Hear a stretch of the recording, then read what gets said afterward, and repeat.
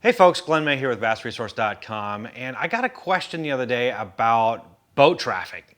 When you're on the lake, when there's lots and lots of boats out there during the summertime, how do you deal with that? How do you cope with that? How do you strategize around it? Does it change your fishing at all? Well, I'm going to tell you what I do, and hopefully you can incorporate some of that into your style of fishing.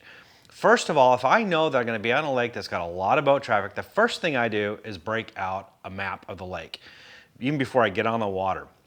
What I want to do is I want to look and see what are the productive areas that I want to fish that day.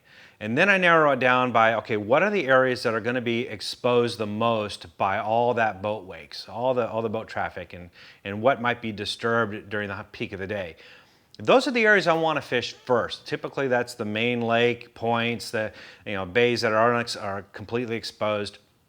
But even then I narrow down even further and I look at what are the areas that might be a hazard, a safety issue. Places where there's lots of high boat traffic that I probably don't want to be right in that traffic during the day. So for example, the entrances to marinas, or a sharp point where if I want to fish away from it, if a boat might come winging around it on plane and suddenly I'm right there in his path, that's a dangerous situation. So those areas I'm definitely going to fish first in the morning.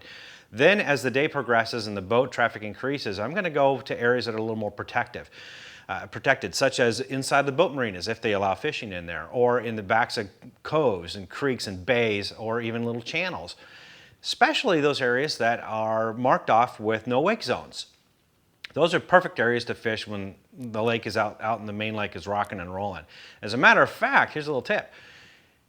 On those long pockets where the no wake zone, you got to go way to the back, or even canals where it might take you 20-25 minutes, to idle all the way towards the back. I found that the further back you go, oftentimes the more productive the water is. And that's for the simple reason there's not a whole lot of fishing pressure back there. Especially you tournament guys, you don't want to spend a whole lot of time, a 45 to 1 hour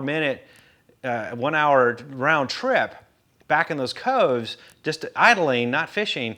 That's a lot of time when you're in a tournament. So if you're out there fishing and you want to get away from the boat traffic and get to some areas that are pretty productive, hit some of those pockets. A lot of guys aren't willing to go that far. Now, conversely, I've noticed some areas actually turn on because of all the boat wakes.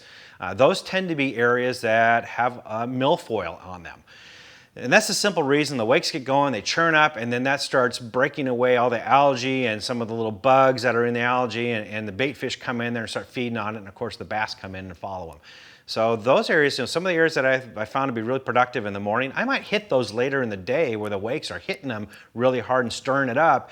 Sometimes that turns them on and the fishing can even be better. This is actually especially true in clear water lakes. Now, a lot of areas where I fish, you have visibility of 10 feet or more. I mean, some of these lakes, you can see the bottom in 30, 40 feet of water. I kid you not, it's like bath water. And light penetration is key on those lakes. A lot of times those lakes are really good when it's cloudy out and rainy or when the wind is up. But on those bright, sunny summer days, you've got straight sunlight going through them. And sometimes when the boat traffic gets going and the wakes kick up and it breaks down that light penetration, it can actually improve the fishing. Matter of fact, a friend of mine found a little pattern during a tournament. I can't take credit for this, but it's brilliant. He found while he was fishing, the only time he got bit is when a boat came by and the wake kicked up that area he was fishing in. Then he would get bit.